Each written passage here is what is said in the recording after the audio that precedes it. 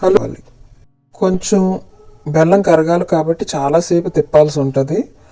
అందుకని కొద్దిగా ఓపిక చేసుకుని ఈ బెల్లం కరిగే వరకు బాగా తిప్పుకోవాలన్నమాట. అన్నాను కదా, అదైతే బాగా తెల్లగా వస్తుంది. ఈ పైన ఉన్న లేయర్ కొద్దిగా డార్క్గా ఉంది చూడండి, అదేంటంటే ఈ సొంటి కొమ్ము, మిరియాలు, అలాగే ఇలాచీ పౌడరు, మనం ఆ పౌడర్ వేయడం వల్ల ఇవి వేసుకుంటారు ఫ్రెండ్స్. ఇది వేసుకుంటేనే చాలా మంచి అరోమా వస్తుంది అన్నమాట, మంచి స్మెల్ వస్తుంది.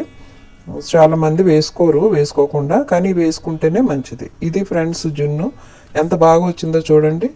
కొద్దిగా కుంకుమ పువ్వు వేసేసుకుని రోజుకో పీస్ తినండి ఫ్రెండ్స్, ఎంతో ఆరోగ్యం, ఎంతో రుచి కూడా. ఫ్రెండ్స్ మర్చిపోకండి, మీకు గనక ఈ రెసిపీ నచ్చినట్లయితే దయచేసి లైక్ చేయండి, అలాగే ఈ రెసిపీని మీ ఫ్రెండ్స్కి షేర్ చేయండి, అలాగే సబ్స్క్రైబ్ కూడా చేసుకోండి ఫ్రెండ్స్. కామెంట్ కూడా పెట్టండి. ఇంకా ఏమైనా నేను వండాల్సినవి ఉంటే కనుక పలానా వంటకం వండమని పెట్టండి, లేదంటే మీ అమూల్యమైన సలహాలు కూడా